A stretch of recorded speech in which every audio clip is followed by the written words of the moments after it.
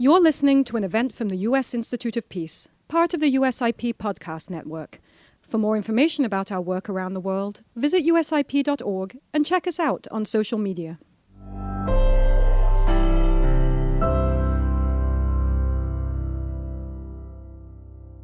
Well, good evening. I am truly delighted to welcome everyone back for the culmination of today's event, the passing of the baton from outgoing National Security Advisor Jake Sullivan to National Security Advisor-designate Representative Michael Waltz. Their conversation will be moderated by former USIP Board Chair Stephen J. Hadley. Mr. Hadley was Deputy National Security Advisor from 2001 to 2005 and Assistant to the President for National Security Affairs from 2005 to 2009. He currently serves on the boards of several organizations, including the Atlantic Council and the Council on Foreign Affairs. May I invite Mr. Hadley, Mr. Sullivan, Mr. Waltz to the podium, to the stage.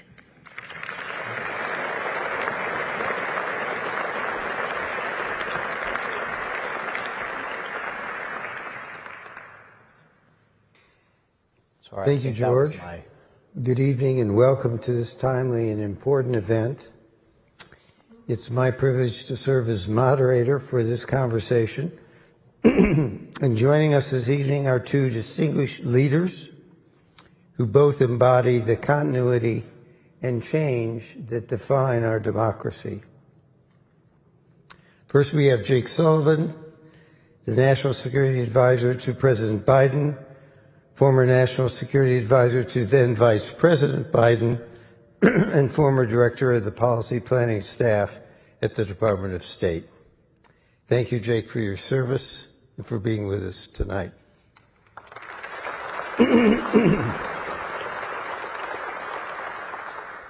And second, we are honored to welcome Representative Mike Waltz, the incoming National Security Advisor to President-elect Trump, a member of Congress representing Florida's 6th Congressional District, and a combat-decorated U.S. Army Green Beret.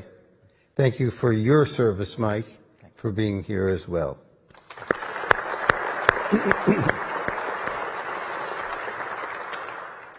There may be no more challenging time in our nation's recent history than the period in which Jake served as National Security Advisor and that Mike will serve as National Security Advisor.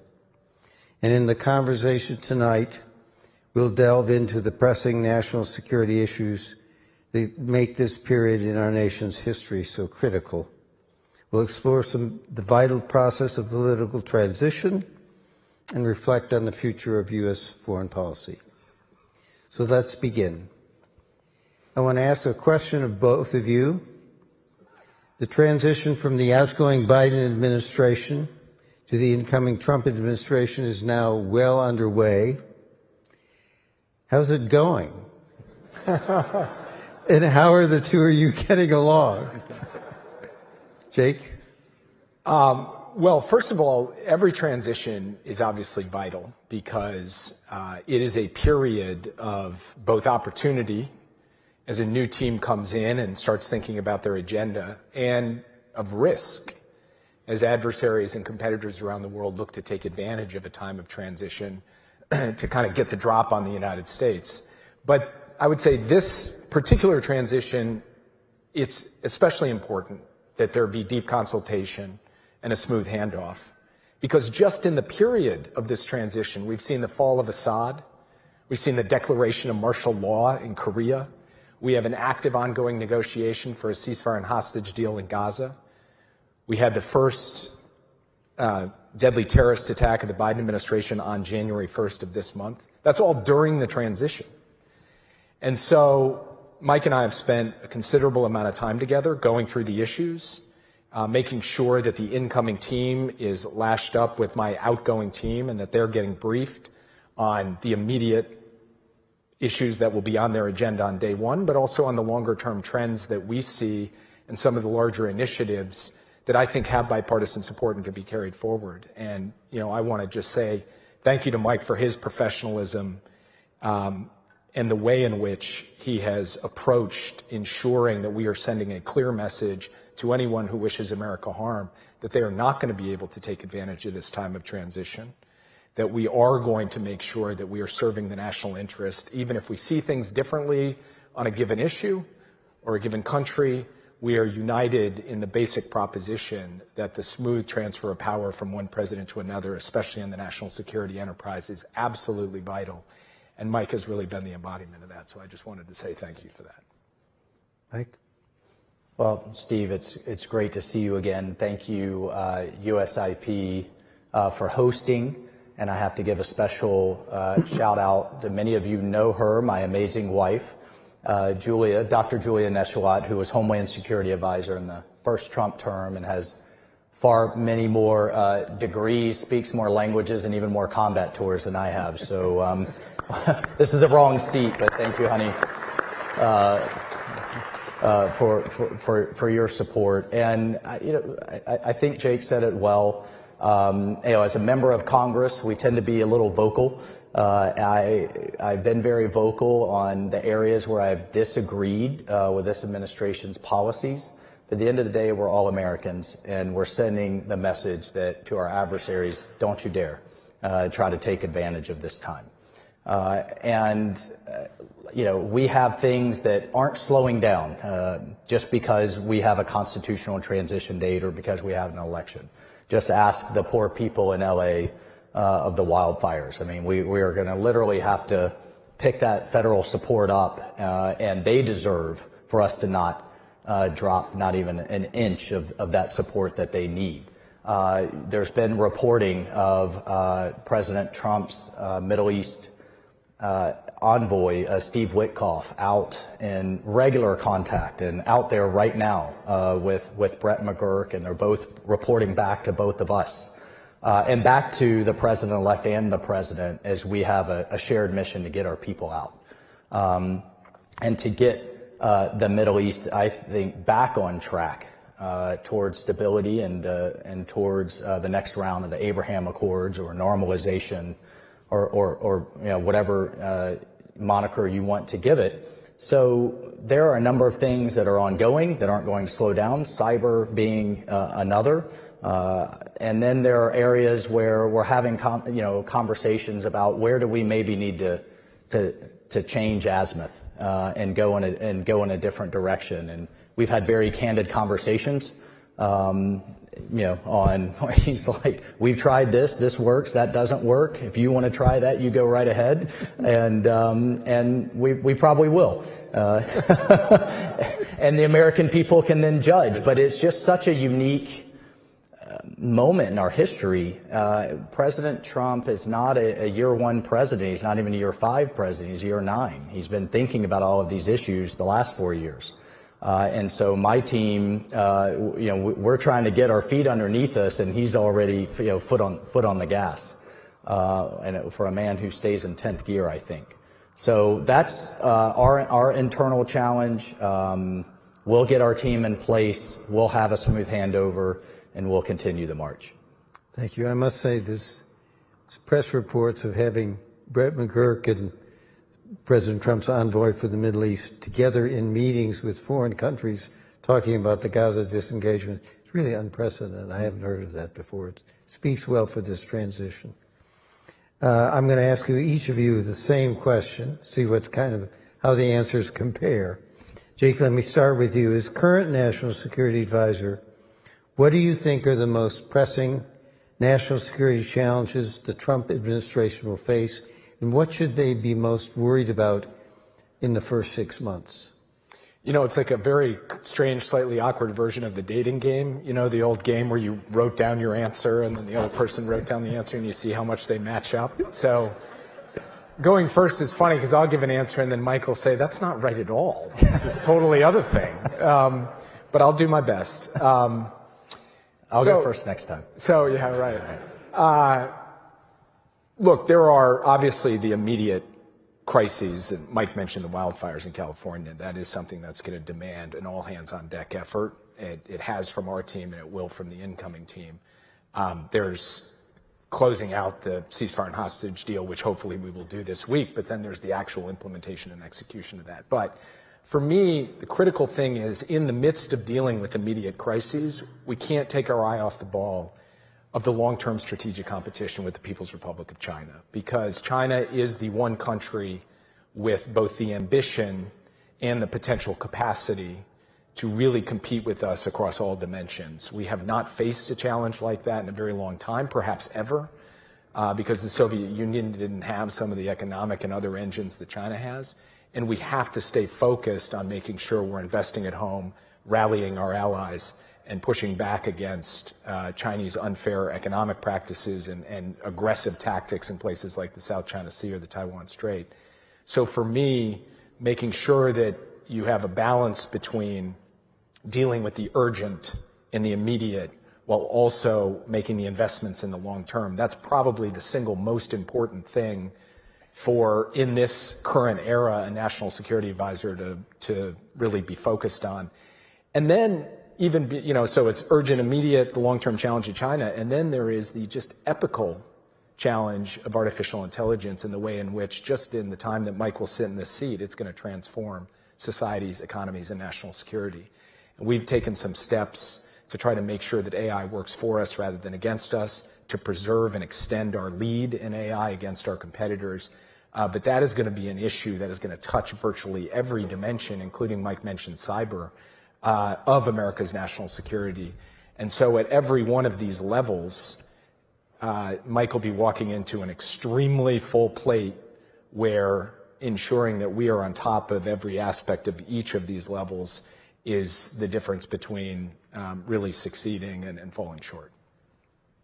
Mike, as the incoming National Security Advisor, what do you think of the principal national security challenges, and what are you most worried about in the upcoming 6 months?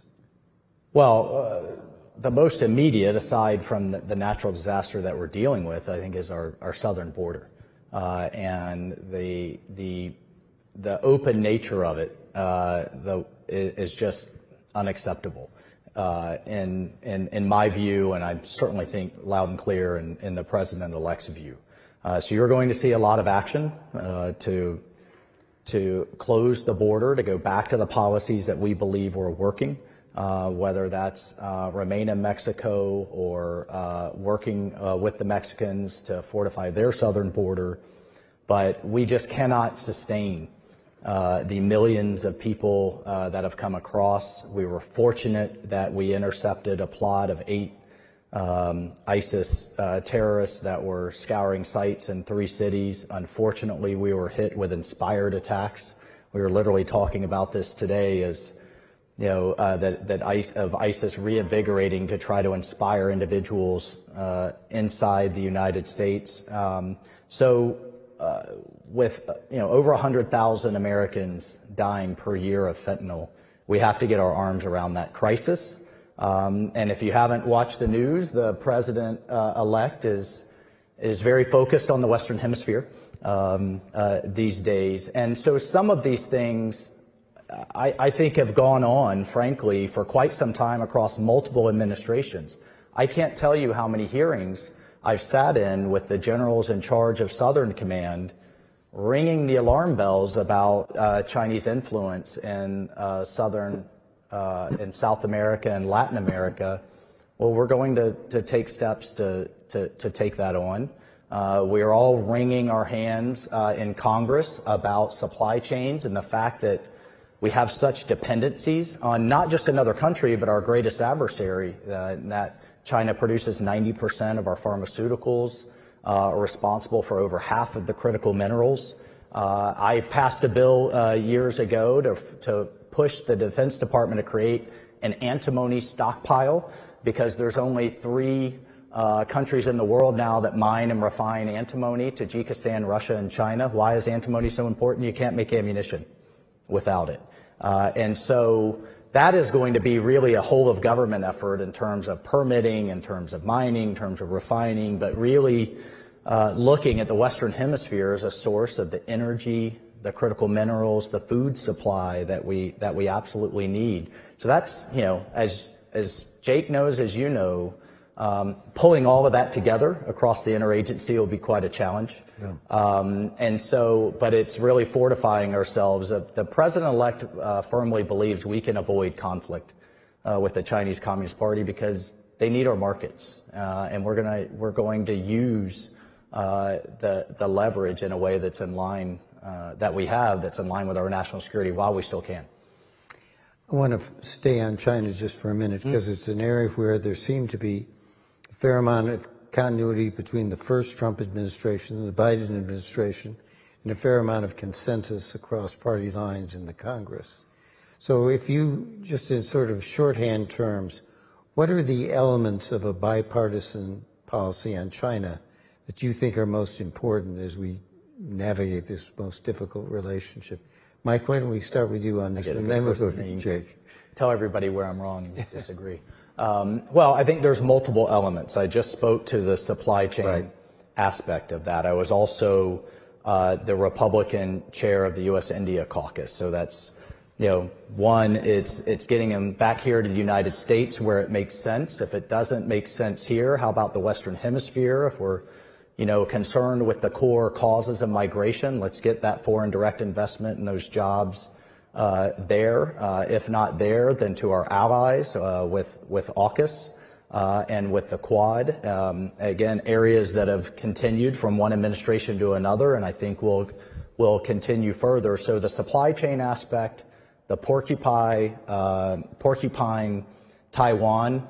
We have over a $20 billion backlog of things that they paid for and that we need to work hard to free up and have them get what they paid for as a deterrent measure. And then thirdly, to really continue to reinforce those partnerships and those alliances. Where I certainly give this administration some credit is the trilateral dialogue between South Korea, the United States and Japan, and then also between the United States, Japan, and the Philippines, really helping those countries and those governments overcome historic animosities with a shared vision of a free and open Indo-Pacific.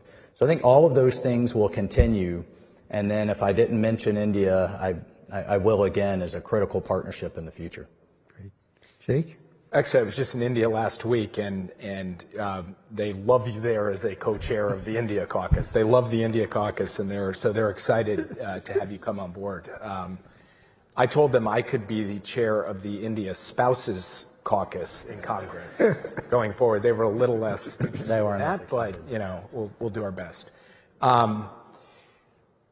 So first, I think I agree with basically everything Mike just laid out. I would say a good China strategy is a good Asia strategy, and that means building on the work that we have done with respect to our allies and partners, some of which, as Mike mentioned, was work that we inherited and built upon. So I think there is continuity in that regard. A good China strategy, though, is also a good ally strategy writ large, and I think Europe is important in this regard, making sure that the United States is deeply engaged with Europeans working on convergence, on pushing back against unfair Chinese economic practices, on the supply chain resilience piece, and so much else. And then there's the question of technology. And here we need to both promote and protect. We need to make the investments domestically in keeping our lead in the key technologies that will define the future. Here, the science part of the CHIPS and Science Act has never been fully funded. And America at its best over the decades has been an America that spends the dollars on basic research and development to power the innovations that shape the future. And then there's the protect side. We've taken a number of steps to ensure that our high technologies that have national security applications can't be used against us or our friends by China. And I think seeing that work continue in the new administration is very important.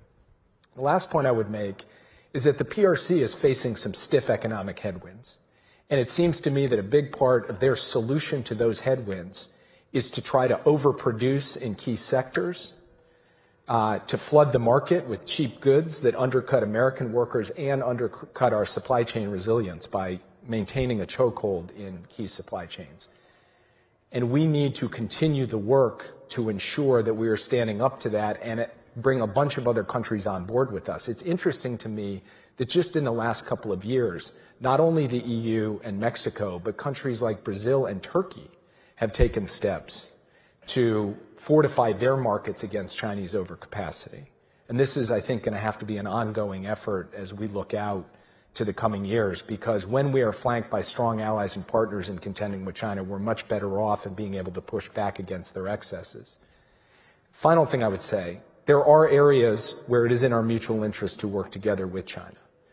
And one of those is to stop the flow of precursor chemicals with respect to fentanyl that have come from China.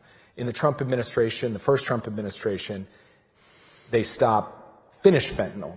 In the Biden administration, we've stopped or substantially reduced the precursors, and it's had a big impact on overdose deaths, which have come down quite considerably in the last year. We got to keep doing that work. And then intense competition does require intense diplomacy. I spent a huge number of hours with my counterpart, Wang Yi.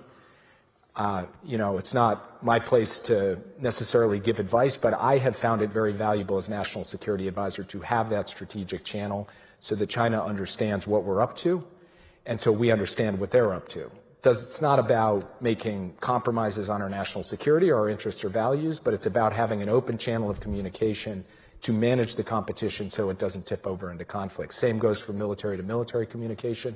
Same goes for leader to leader communication, which I think is going to be absolutely vital in the period ahead, even as we continue to compete fiercely with the PRC. Let's go to the Middle East quickly. And I'm going to start with Jake this time and really ask you, where is the Biden administration leaving the situation in the Middle East with Hamas and the Hezbollah and the Houthis and the situation with Iran? What does the table look like that Mike is going to inherit? Well, first, Iran is at its weakest point since the Iranian Revolution. It's lost the deterrent power of its main proxy, Hezbollah. It's lost its main state client, Assad. Frankly, it's lost its air defense capability. And its economy is reeling. So Iran is in a weak position. And that creates real opportunities. But it also brings risks. Because Iran, you hear voices inside their system saying, given how much deterrent capability has been degraded and eroded over the past year and a half, maybe we need to think more seriously about changing our policy with respect to nuclear weapons. Yeah. That is a matter of considerable concern. I think there is an opportunity now with Iran in the position it's in to conduct diplomacy, to try to get a negotiated outcome that puts Iran's nuclear program fully in a box and also deals with some of their other excesses. But, that'll be up to the incoming team to decide whether they want to take that opportunity. Hamas, in terms of its military formations, its leadership, its capacity to hold Israel at risk has been basically decimated, and hopefully we will get a ceasefire and hostage deal in place that can be built on. The Houthis remain a clear and present danger, day in, day out. And Mike and I have had now a couple of conversations about the steps that we are taking and what we will be handing off, including the military operations, the intelligence work, the work with allies and partners in the region to try to deal with this clear and present danger. But that is a serious ongoing threat that the new team will be picking up. And then finally, Mike mentioned the Abraham Accords. We have put a lot of investment and effort into a vision of an integrated Middle East, building on the work of the first Trump administration, and in particular focused on a long-term normalization track between Israel and Saudi Arabia, tied to steps forward towards a Palestinian state. We think there is a formula there that could really lock in a foundation for greater stability, prosperity, and integration in the Middle East that we've done tremendous spade work on, and I would love to see get done in the years ahead. And that would vindicate, from my perspective, the kind of vision that could have bipartisan support that will enhance the stability and security of our partners and really marginalize and weaken our adversaries in the region. So that's what we see. I should mention, because there's so much happening in such a short time on Syria, Assad going, a brutal dictator responsible for the massacre of so many of his citizens, that is a good thing. and it brings an opportunity for a better future for the people of Syria.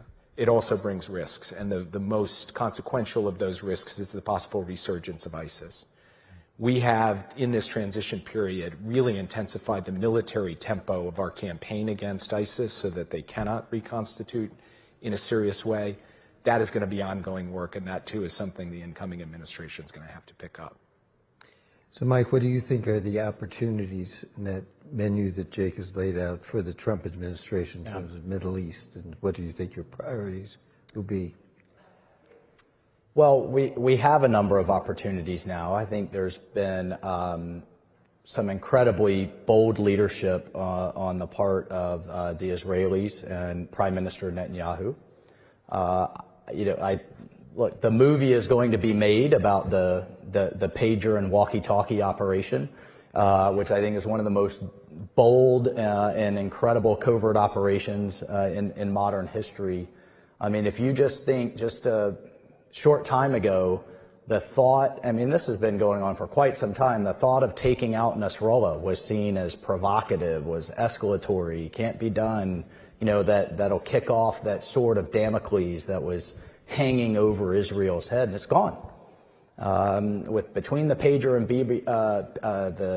and walkie-talkie operation, between the decapitation of Nasrallah, the taking out of their finances in Beirut, the incursion into southern Lebanon, and now the ceasefire to pull back out, the destruction of, miles and miles of tunnels and rocket systems, which, by the way, were within earshot of the UN peacekeeping force that was there. And I think we need to have a very real conversation about the future and the efficacy of that force.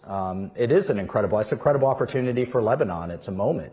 And I give a lot of credit to the effort that went behind the election of President Aoun,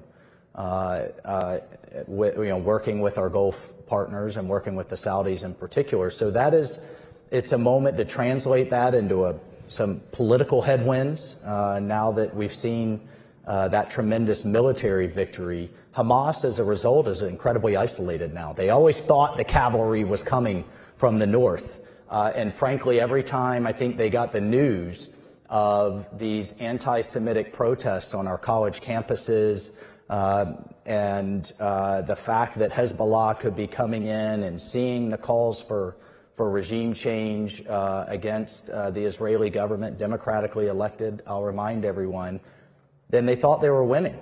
They thought they could continue to sacrifice their own people to turn world opinion against the Israelis. That dynamic has very much shifted, and why I think we are so close, knock on everything we can, to getting some type of agreement in the short term. In the longer term, then, how do we translate that, and as Jake said, get that back to talking about things like rail and infrastructure and fiber? And, I think the more we're talking about those big deals and those big projects and integrating the Middle East with South Asia and then on to Europe, the more we're talking about those big projects, the less and less we're talking about those old animosities.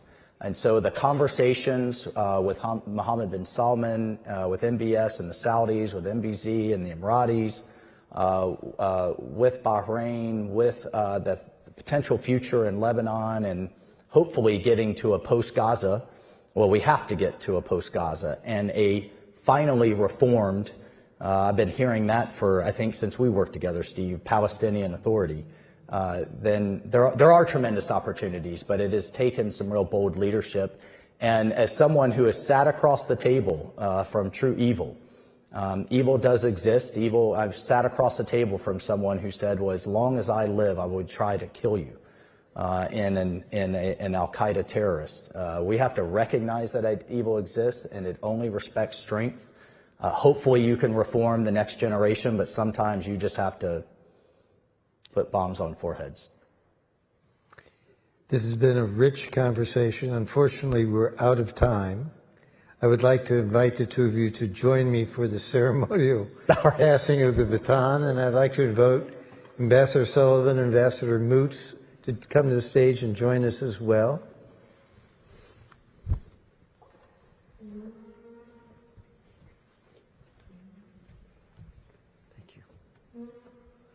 Everyone wondered what it would look like. Here it is.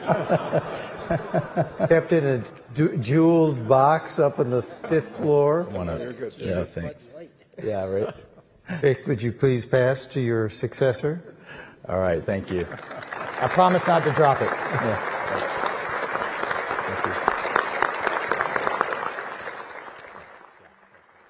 Thank you for listening to this event. If you'd like to listen to more events or explore our other podcasts, visit usip.org/podcasts.